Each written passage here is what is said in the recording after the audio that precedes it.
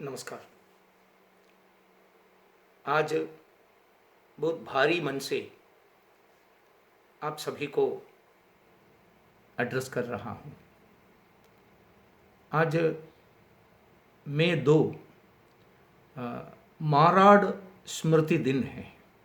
आज से 17 साल पहले 2003 मई 2 को इसी दिन शाम को संध्या के बाद माराड फिशरमैन विलेज कालीकट जिला के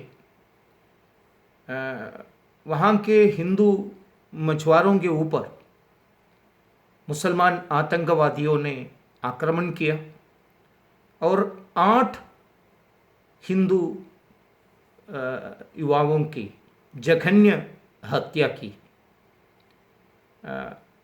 इसके पीछे बहुत दिनों से, बहुत सालों से चले आए एक साजिश थी।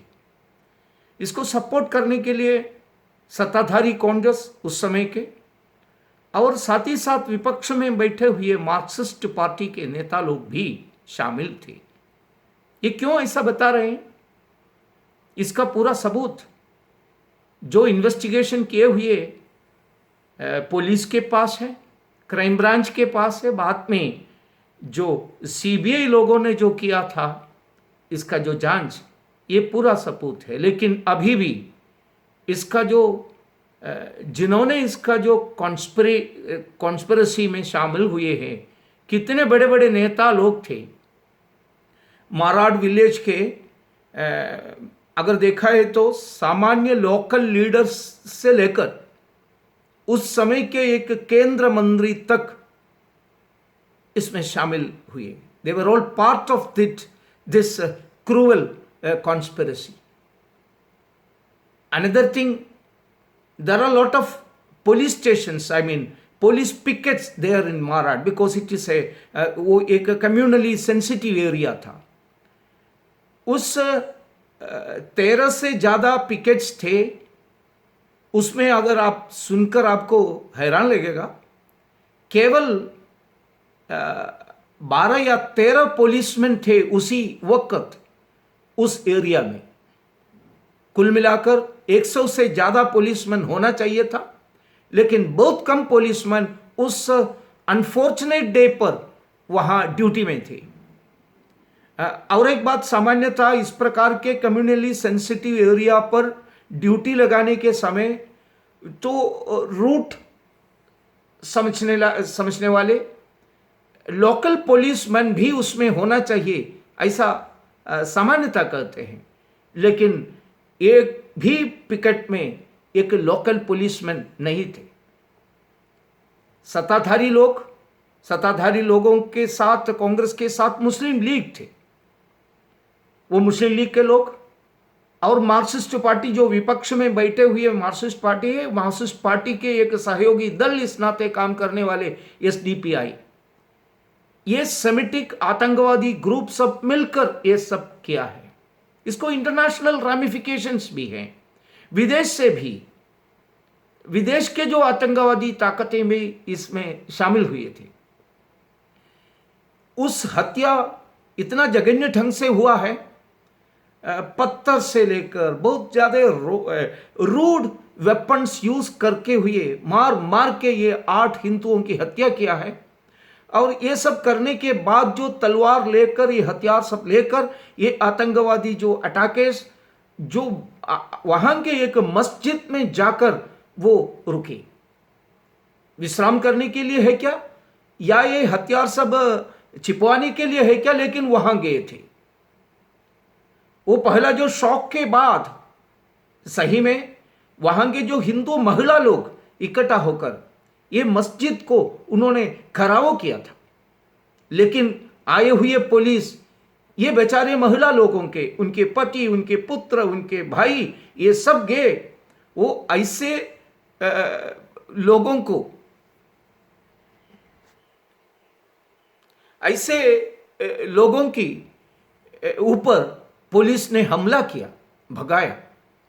और उसके बाद उसी दिन ऐसा सुना है, पेपर्स में रिपोर्ट भी आ गया था एक केंद्र मंत्री, सेंट्रल के एक मिनिस्टर वहाँ अर्जेंटली वो वहाँ आए और उस मस्जिद के अंदर का जो खून के निशान, सब जितना सबूत थे वहाँ, ये सभी का उन्होंने, उनके नेतृत्व में लोग शामिल होकर इसका नष्ट कर दिया है।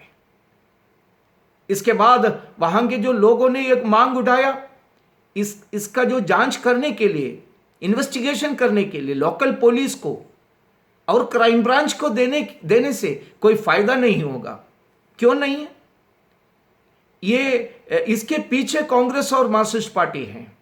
इसलिए ऐसे एक सत्ता के नेतृत्व में काम करने वाले पुलिस जांच करने से कुछ नतीजा नहीं निकलेगा। इसलिए सेंट्रल एजेंसी सीबीआई इसका जांच करना चाहिए, ऐसा मांग उठाए। लेकिन कांग्रेस और मार्क्सिस्ट पार्टी मिलकर इसके खिलाफ खड़ा हो गया और अनुमति नहीं दिया। क्राइम ब्रांच ने जो कुछ बनाया, इसमें वो पहले बताया था 120B यानी साजिश का, कॉन्स्पिरेसी का जो एंगल के ऊपर बिल्कुल उन्होंने जांच नहीं किया। सही हथियारों के ऊपर भी उन्होंने इन्वेस्टिगेशन नहीं किया। फिर भी मरे हुए संतोष करके अपने एक हिंदू नेता थे मरे हुए, उनकी माताजी कोर्ट में गए। बहुत दिनों हिंदू जागरण मंच और अन्य हिंदू ऑर्गेनाइजेशंस ने एजिटेशन भी किया। ये मरे हुए हिंदुओं के रिलेटिव्स के पीछे खड़ा हो गया। एक बहुत बड़ा एजिटेशन पूरे केरल में हुआ इसके वजह से। और इन बिटवीन सेंट्रल के जो मिनिस्ट्री भी बदल गए। 2012 के एनडीए गवर्नमेंट आए और उसके वजह से सीबीआई का जो इंक्वायरी हुई और लगभग जो उसमें शामिल किए हुए 50% से ज़्यादा लोग, लेकिन अभी भी साजिश में जिन जिन का हाथ है वो उनको पकड़ा नहीं, लेकिन बाकी जो प्रत्यक्ष जो किए हैं ऐसे लोगों को सब पकड़ा, पुलिस कोर्ट में लाया और उन सभी को आजन्म कारावास भी मिला है। ये माराड इश्यू, माराड का जो ये हत्याकांड बहुत बड़े एक थ्रेट या एक प्रकार से एक चैलेंज, एक प्रकार का एक चेतावनी पूरे समाज को, पूरे विश्व को दे रहा है। ये इस्लामिक आतंकवादियों ने क्या करते हैं इसका एक मैसेज, इनके खिलाफ समाज इकट्ठा होने की आवश्यकता के बारे में एक मैसेज दे रहे हैं। और दूसरा, सत्ताधारी दल अगर इस प्रकार के आतंकवादियों के सामने झुकने के लिए का जो उनका जो काम और भी ले जा रहे हैं तो इस प्रकार के घटना और भी रिपीट हो जाएगा। सबसे अनफॉर्चुनेट सिचुएशन ये है, दुर्भाग्यपूर्ण बात है, अभी भी केरल में, अभी तो मार्क्सिस्ट पार्टी सत्ता में है, कांग्रेस विपक्ष में है, लेकिन इस्लामिक आतंकवादियों के वीटो पावर के सामने झुकने के लिए दोनों के बीच में स्पर्धा हो रहा है, एक कंपटीशन चल रहा है। ये तो एंटी सीएए एजिटेशन में भी पूरे समाज देखा था कैसे ये लोग ये कर रहे हैं ऐसा।